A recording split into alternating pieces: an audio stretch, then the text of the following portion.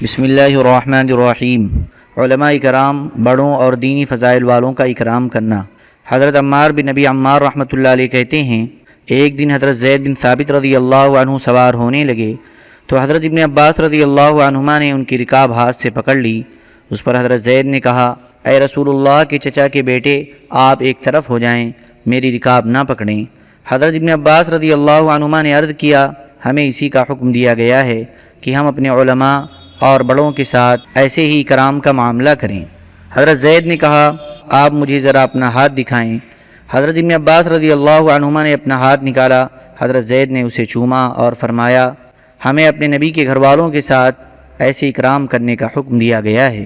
حضرت شعبی رحمۃ اللہ علیہ کہتے ہیں کہ حضرت زید بن ثابت رضی اللہ عنہ سوار ہونے لگے تو حضرت ابن عباس رضی اللہ عنہما نے ان کی رکاب پکڑ لی۔ حضرت زید نے فرمایا، اے رسول اللہ صلی اللہ علیہ وسلم کے چچا کے بیٹے، آپ ایک طرف ہو جائیں۔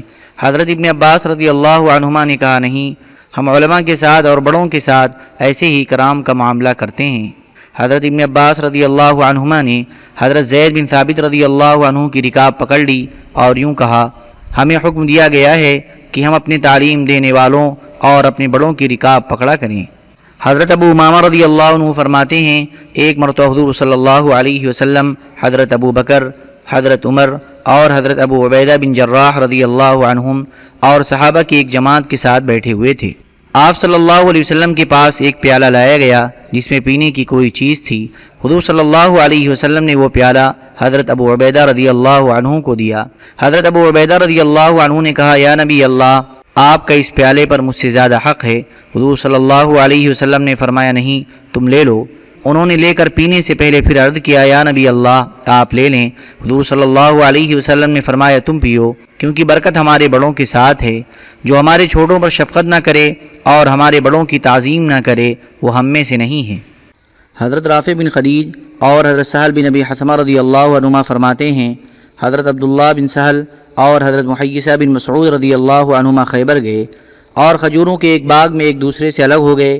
کسی نے حضرت عبداللہ بن سہل کو قتل کر دیا تو حضرت عبد الرحمن بن سہل اور حضرت محیصہ بن مسعود رضی اللہ عنہم حضور اقدس صلی اللہ علیہ وسلم کی خدمت میں آئے اور اپنے مقتول ساتھی کے بارے میں حضور صلی اللہ علیہ وسلم سے بات کرنے لگے۔ تو حضرت عبد الرحمن نے بات شروع کی، یہ ان سب میں چھوٹے تھے۔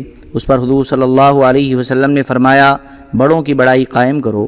یحییٰ راوی کہتے ہیں کہ حضور صلی اللہ علیہ وسلم کا مطلب یہ تھا کہ جو عمر میں بڑا ہو وہ بات کرے۔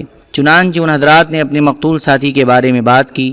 حضور صلی اللہ علیہ وسلم نے فرمایا، اگر تم لوگوں کے قبیلے کے 50 آدمی قسم کھا لیں تو تم اپنے مقتول کے قصاص کے حقدار بن سکتے ہو۔ انہوں نے عرض کیا، یہ ایسا واقعہ ہے جسے ہم نے دیکھا نہیں ہے، اس لیے ہم قسم نہیں کھا سکتے ہیں۔ حضور صلی اللہ علیہ وسلم نے فرمایا، تو پھر اگر یہود کے 50 آدمی قسم کھا لیں تو ان کے ذمے قصاص نہیں آئے گا۔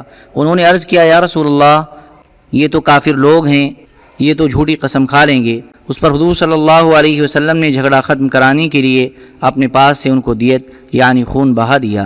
حضرت وائل بن حجر رضی اللہ عنہ فرماتے ہیں، حضرموت میں ہماری بڑی سلطنت تھی اور وہاں کے تمام لوگ ہماری بات مانتے تھے۔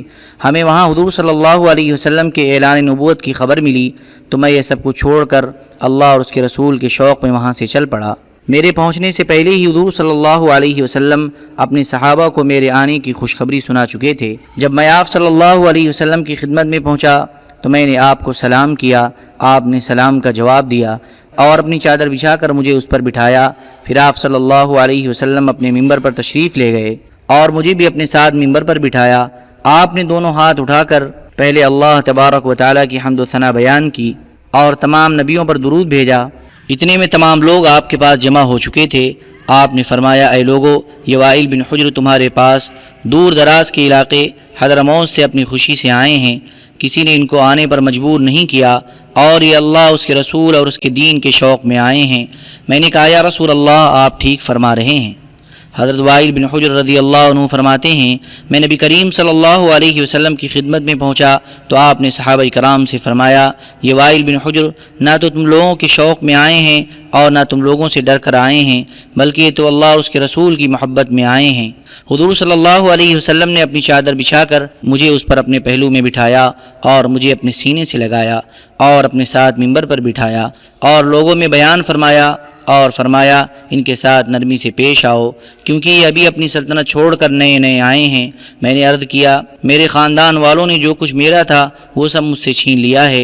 حضور صلی اللہ علیہ وسلم نے فرمایا جتنا انہوں نے لیا ہے وہ بھی تمہیں دوں گا اور اس کا دگنا اور بھی دوں گا۔ آگے اور بھی حدیث ذکر کی ہے۔ حضرت ابن عباس رضی اللہ عنہما فرماتے ہیں جب حضرت سعد رضی اللہ عنہ کے ہاتھ کا زخم ہرا ہو گیا اور اس میں سے خون بہنے لگا تو حضور صلی اللہ علیہ وسلم کھڑے ہو کر ان کے پاس گئے اور انہیں اپنے گلے لگا لیا اور ان کے خون کے چھینٹے حضور صلی اللہ علیہ وسلم کے چہرے اور داڑھی پر پڑ رہے تھے۔ جو بھی حضور صلی اللہ علیہ وسلم کو خون سے بچانے کی جتنی کوشش کرتا حضور صلی اللہ علیہ وسلم اتنے ہی حضرت سعد کے اور قریب ہوتے جاتے یہاں تک کہ ان کا انتقال ہو گیا۔ انصار کے ایک صاحب بیان کرتے ہیں جب حضرت سعد رضی اللہ عنہ نے قبیلے بنو قریظہ کے بارے میں اپنا فیصلہ سنا دیا اور واپس آ گئے تو ان کا زخم پھٹ گیا اور اس میں سے خون بہنے لگ گیا۔ حضور صلی اللہ علیہ وسلم کو جب اس کا پتہ چلا تو آپ ان کے پاس تشریف لے گئے اور ان کا سر لے کر اپنی گود میں رکھ لیا۔ حضرت سعد رضی اللہ عنہ کے جسم کو ایک سفید کپڑے سے ڈھانک دیا گیا لیکن وہ کپڑا اتنا چھوٹا تھا کہ جب اسے چہرے پر ڈالا گیا تو ان کے دونوں پاؤں کھل گئے۔ حضرت سعد رضی اللہ عنہ گورے چٹے اور بھاری بھرکم آدمی تھے۔ حضور صلی اللہ علیہ وسلم نے فرمایا اے اللہ سعد نے تیرے راستے میں خوب جہاد کیا ہے اور تیرے رسول کو سچا مانا ہے اور جو کام ان کے ذمہ لگایا گیا تھا وہ کام انہوں نے اچھے طریقے سے پورا کر دیا ہے، اس لیے تو ان کی روح کو اپنے دربار میں اس طرح قبول فرما جس طرح تو بہترین سے بہترین روح قبول فرماتا ہے۔ جب حضرت سعد رضی اللہ عنہ نے حضور صلی اللہ علیہ وسلم کی یہ دعا سنی تو آنکھیں کھول کر کہا السلام علیک یا رسول اللہ۔ غور سے سنیے، میں اس بات کی گواہی دیتا ہوں کہ آپ اللہ کے رسول ہیں۔ جب حضرت سعد کے گھر والوں نے دیکھا کہ حضور صلی اللہ علیہ وسلم نے حضرت سعد کے سر کو اپنی گود میں رکھ لیا ہے تو وہ گھبرا گئے تو کسی نے آ کر حضور صلی اللہ علیہ وسلم کو بتایا کہ حضرت سعد رضی اللہ عنہ کے گھر والوں نے جب یہ دیکھا کہ آپ نے ان کا سر اپنی گود میں رکھ لیا ہے تو وہ گھبرا گئے۔ حضور صلی اللہ علیہ وسلم نے فرمایا اب یہ تو دنیا سے جانے والے ہیں اور اس وقت تم اس گھر میں جتنے ہو اتنے فرشتوں نے اللہ تبارک و تعالیٰ سے سعد کی وفات پر حاضر ہونے کی اجازت مانگی ہے۔ راوی کہتے ہیں حضرت سعد رضی اللہ عنہ کی والدہ رو رو کر یہ اشعار پڑھنے لگیں ویل امک سعدا حزامۃ وجدا، اے سعد تیری ماں کے لیے ہلاکت ہو، تو ایسا تھا کہ ہر کام پوری احتیاط سے اچھی طرح کیا کرتا تھا اور پوری محنت کرتا تھا۔ کسی نے ان کی والدہ سے کہا کہ آپ حضرت سعد کا مرثیہ کہہ رہی ہیں؟ حضور صلی اللہ علیہ وسلم نے فرمایا اسے چھوڑو، یہ سچے شعر کہہ رہی ہے، دوسرے لوگ جھوٹے شعر کہتے ہیں۔ حضرت خارجہ بن زید رضی اللہ عنہ فرماتے ہیں ایک مرتبہ حضرت عمر رضی اللہ عنہ کے لیے رات کا کھانا رکھا گیا تاکہ آپ لوگوں کے ساتھ کھانا کھا لیں۔ آپ باہر تشریف لائے اور حضرت معیقیب بن ابی فاطمہ دوسی رضی اللہ عنہ کو حضور صلی اللہ علیہ وسلم کی صحبت حاصل تھی، وہ حبشہ ہجرت کر کے گئے تھے۔ ان سے حضرت عمر رضی اللہ عنہ نے فرمایا قریب آ کر یہاں بیٹھ جاؤ، اللہ کی قسم اگر تمہارے علاوہ کسی اور کو کوڑ کی یہ بیماری ہوتی تو مجھ سے ایک نیزی کی مقدار دور بیٹھتا، اس سے قریب نہ بیٹھتا۔ حضرت خارجہ بن زید رضی اللہ عنہ فرماتے ہیں حضرت عمر بن خطاب رضی اللہ عنہ نے لوگوں کو دوپہر کے کھانے کے لیے بلایا، لوگ ڈر گئے۔ لوگوں میں حضرت معیقیب رضی اللہ عنہ بھی تھے، انہیں کوڑ کی بیماری تھی۔ انہوں نے بھی لوگوں کے ساتھ کھانا شروع کیا تو حضرت عمر رضی اللہ عنہ نے ان سے فرمایا تم اپنے سامنے اور اپنے قریب سے کھاؤ، اگر تمہارے علاوہ کوئی اور ہوتا تو میرے ساتھ اس پیالے میں نہ کھاتا بلکہ میرے اور اس کے درمیان ایک نیزے کا فاصلہ ہوتا۔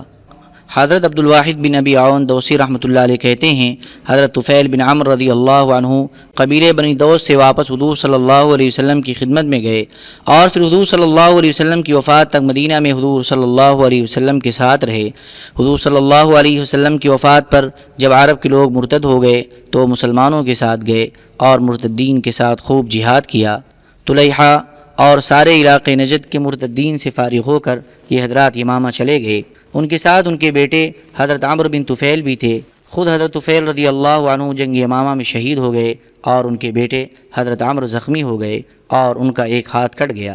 ایک مرتبہ یہ حضرت عمر رضی اللہ عنہ کے پاس بیٹھے ہوئے تھے، کتنے میں کھانا لایا گیا، حضرت عمر رضی اللہ عنہ ایک طرف کو ہو گئے۔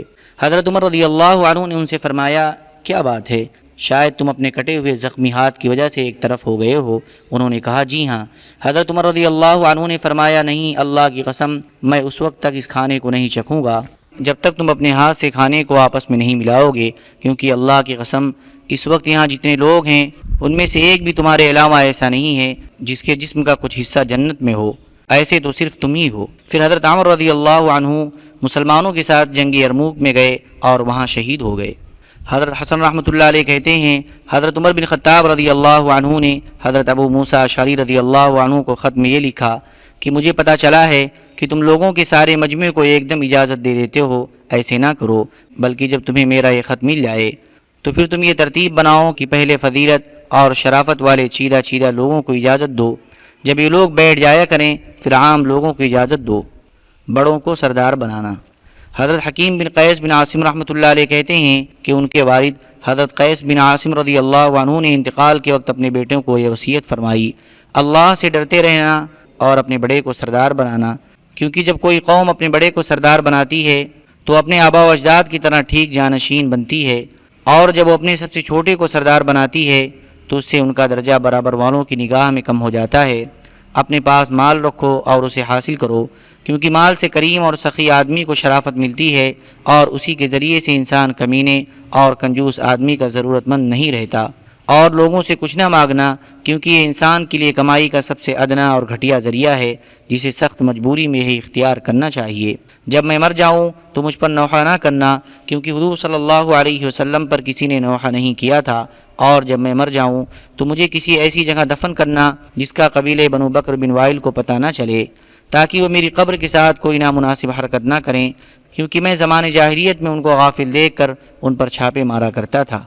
اللہم صلی علی سیدنا وعلی آل سیدنا وحبیبنا ومحبوبنا ومولانا محمد وبارک وسلم، سبحان ربک رب العزة عما یصفون، وسلام علی المرسلین والحمد للہ رب العالمین۔